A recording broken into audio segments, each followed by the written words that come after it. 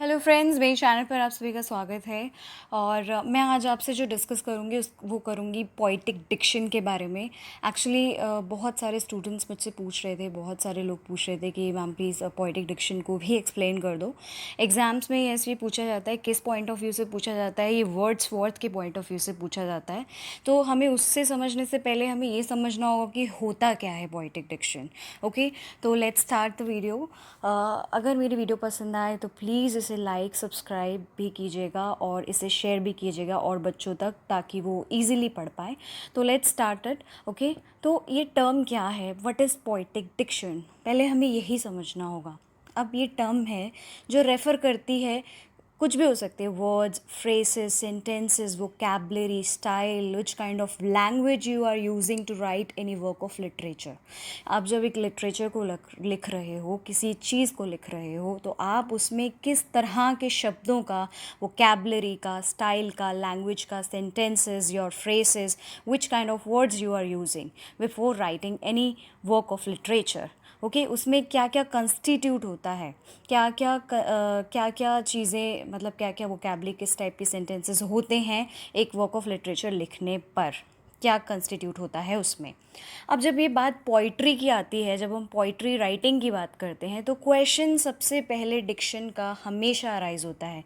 इसे primary question या primary concept consider किया जाता है कि प्राइमरी चीज़, ऑफ कोर्स, जब आप एक पीस ऑफ राइटिंग कर रहे हो, सपोज़ एग्ज़ाम्पल, अगर आप कुछ राइटिंग कर रहे हो, कुछ लिख रहे हो, तो फर्स्ट क्वेश्चन अराइजेज़ और कम्स टू योर माइंड कि कैसे वर्ड्स का इस्तेमाल करोगे आप, कैसे फ्रेजेस, सेंटेंसेस का इस्तेमाल करोगे।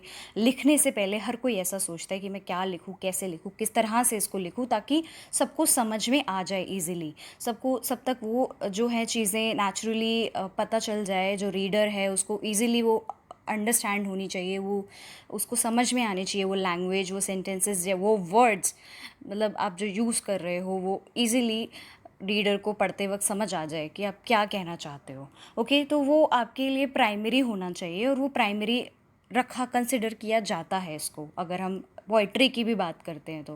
बिकॉज़ जो फीलिंग होती है पोइट की, इतना लिटरेचर को कोई ज़्यादा या फिर कोई बुक्स वगैरह की बात करें, तो स्टोरी नॉवल की बात करें तो ऑफ कोर्स हर कोई पोइट्री भी इंटरेस्ट से पढ़ता है। पोइट्री में आपकी फीलिंग्स होती हैं, पोइट्री में जो पोइट होता है वो अपनी फीलिंग्स को कन्वे करता है, रीडर्स तक पहुंचाता है। तो ऑब्वियसली रीडर्स को भी उस फीलिंग्स को समझना होगा, अच्छे से गहराई में जाना होगा। जिस तरह वो पोइट सोचता है उसी तरह रीडर को भी सोचना होगा। तो उसके लिए उससे पहले उसे उस लैंग्वेज को समझना होगा जो रीडर्स के लिए लिखी गई है पोइट के द्वारा।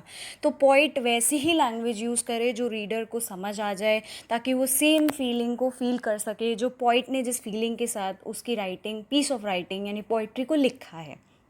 ओके, सो ईज़िली, ताकि वो मैसेज या फिर जो फीलिंग्स है वो कन्वे कर सके रीडर्स तक।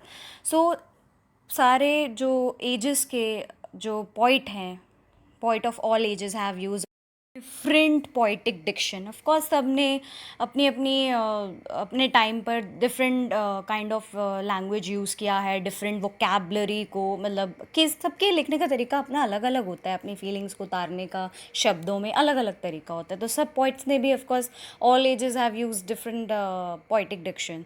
ओके, सो अब हम बात करते हैं, ये था पोइटिक डिक्शन के बारे में। नाउ वर्ड्स वर्ड का व्यू क्या था, words view on poetic diction, what is this. So now अब इसके बारे में हम डिस्कस करते हैं। उनका ये कहना था, वो डिफ़ाइन करते हैं कि लैंग्वेज ऑफ कॉमन ऑफ, मतलब लैंग्वेज ऑफ कॉमन मैन है। इसको एज अ, मतलब वो as a language of common man define करते हैं। मतलब ये एक पोइट की लैंग्वेज नहीं है, it's not a language of a poet, it's a language of a common man. Okay, common man की एक लैंग्वेज है। तो वो कहते हैं कि it is as a class but not the language of man but sorry but the language of mankind।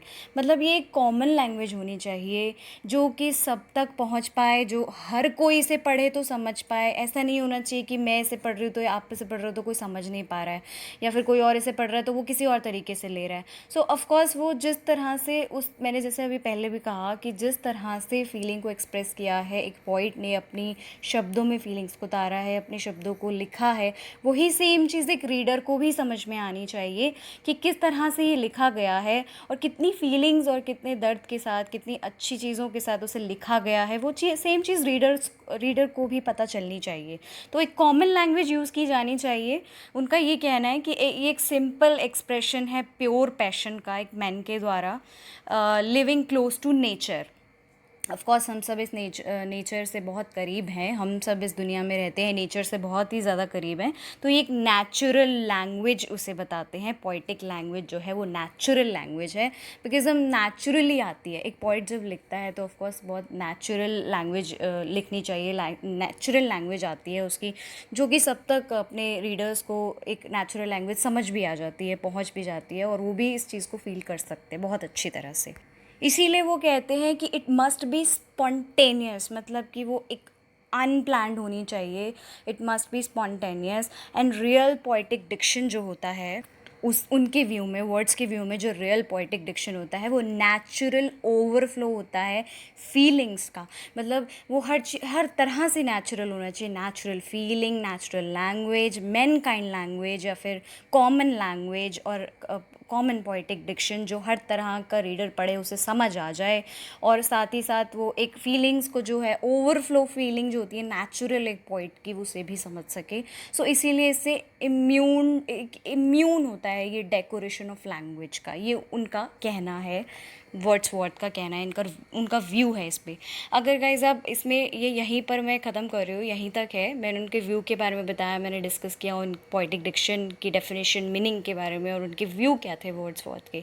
अगर इसे आप डिटेल में चाहते हैं, मैं इस पर डिटेल वीडियो भी बना दूँगी। अगर आप कमेंट सेक्शन में मुझे रिक्वेस्ट करेंगे, मुझे बताएंगे, तो मैं इस पर डिटेल वीडियो भी आपके लिए बना दूँगी। तो आप मुझे उस पर कमेंट करके बता दीजिए इस वीडियो पर कि आप इसमें डिटेल वीडियो चाहते हैं, बिल्कुल पूरा चैप्टर आप चाहते हैं। अगर मैं समझा दूँ तो समझा दूँगी, because this is very important. हो सकता है इसके चांसेस हो एग्ज़ाम में आने के, वर्ड्सवर्थ वाले जो चैप्टर हैं। और अगर आप चाहते हैं मैं इसे डिटेल में पूरा अच्छे से समझाऊं तो मैं समझा दूंगी। गाइज़ आप कमेंट करके मुझे बता सकते हैं। और कोई भी स्टोरी, नॉवल या कोई पोएम आप चाहते हैं मैं आपको एक्सप्लेन करूं, समरी, या फिर उसके बारे में बताऊं, तो आप प्लीज़ कमेंट करके मुझे रिक्वेस्ट में बता सकते हैं। मैं कमेंट ज़रूर देखती हूँ और मैं उस पर वीडियोज़ भी बनाती हूँ। ये भी किसी स्टूडेंट ने मुझसे कहा था, इसलिए मैंने बना दिया। आप भी मुझे बता सकते हैं, जो भी वीडियो आप चाहते हैं मैं एक्सप्लेन करूं, मैं उसे डेफिनेटली उस पर मैं एक्सप्लेन करूंगी। सो प्लीज़ इसे लाइक करिएगा, मैंने बहुत मेहनत से बनाती हूँ वीडियोस गाइस। इसे लाइक करें, शेयर करें, ताकि दूसरों तक भी पहुँचे, और अगर अच्छा लगे तो चैनल को सब्सक्राइब भी कर दें please for more videos. So thank you so much guys for watching.